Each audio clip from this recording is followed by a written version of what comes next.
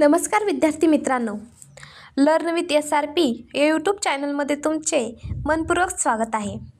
आज आपण TET परीक्षेतील अतिशय महत्त्वाचा विषय म्हणजे समूहदर्शक शब्द शिकणार आहोत. हा विषय TET तसेच इतर स्पर्धा परीक्षांमध्ये वारंवार विचारला जातो, त्यामुळे हा व्हिडिओ शेवटपर्यंत नक्की पहा. तर समूहदर्शक शब्द कशाला म्हणतात ते जाणून घेऊया. ज्या शब्दाने व्यक्ती, प्राणी किंवा वस्तूच्या समूहाचा बोध होतो त्याला आपण काय म्हणतो? समूहदर्शक शब्द असे म्हणतो. चला तर मग काही समूहदर्शक शब्दांची उदाहरणे पाहूया. आंब्याची आडी असते, परत आंब्याच्या झाडाची काय असते? राई असते. पुढे किल्ल्यांचा जुडगा, करवंदीची जाळी, गुरांचा कळप, केळीचा किंवा द्राक्षाचा काय असतो? घड असतो.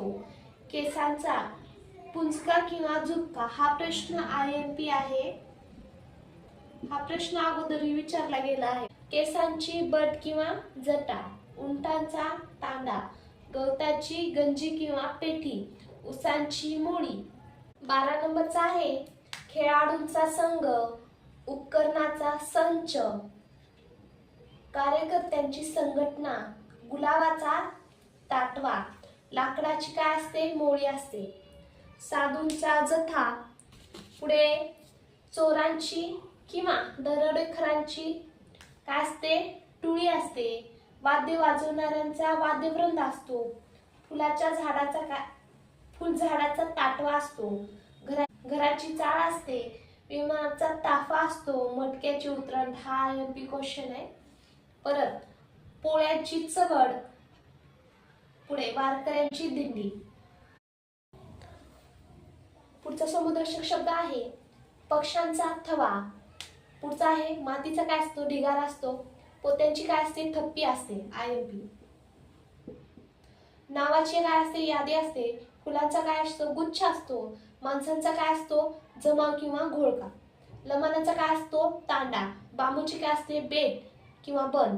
वेळूचे काय असते? बन. ताऱ्यांचा काय असतो? पुंजका असतो. हा IMP क्वेश्चन आहे.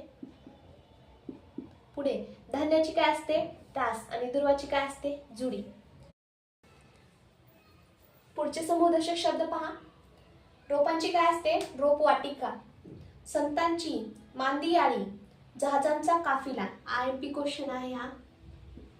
पुढे पालेभाज्याची गड्डी, सैनिकाची पलटण आणि केवड्याचे बन. अशा प्रकारे आज आपण येथे समूहदर्शक शब्द पाहिले. तर व्हिडिओ जर आवडला असेल तर व्हिडिओला लाईक करा व आमच्या चॅनलला सबस्क्राईब करा. परत भेटूया पुन्हा अशा नवीन भागामध्ये.